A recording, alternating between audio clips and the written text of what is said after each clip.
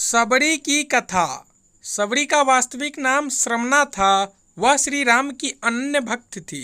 सबरी का जन्म भील जाति में हुआ था। जब उसका विवाह होने वाला था तो अगले दिन भोजन के लिए काफी बकरियों की बलि दी जानी थी। यह बात पता लगते ही उसने अपने माता से इस जीव हत्या को रोकने का अनुरोध किया, पर उसकी माता ने बताया कि वे भील हैं और यह उन्हें यहाँ का नियम है कि बारात का स्वागत इसी भोजन से होता है।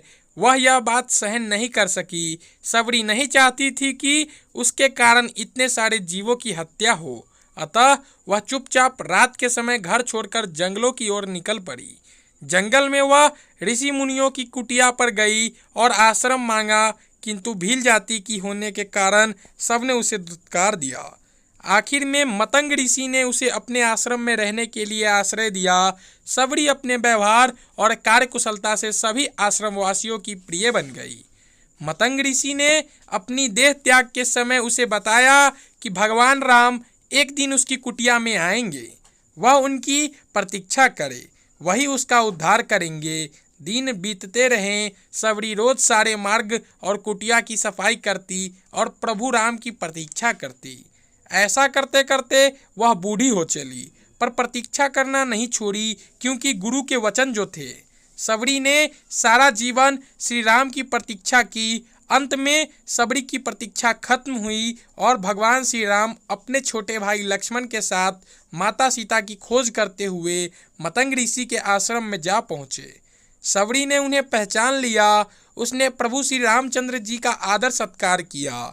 सबरी भागकर कंदमूल लेकर आई। कंदमूलों के साथ वह कुछ जंगली बेर भी लाई थी।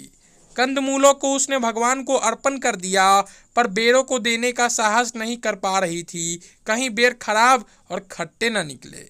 इस बात का उसे भय था। उसने बेरों को चखना आरंभ कर दिया। अच्छे और मीठे बेर वह बिना किसी संकोच के श्री राम को देने लगी। श्री राम उसकी सरलता पर मुग्ध थे।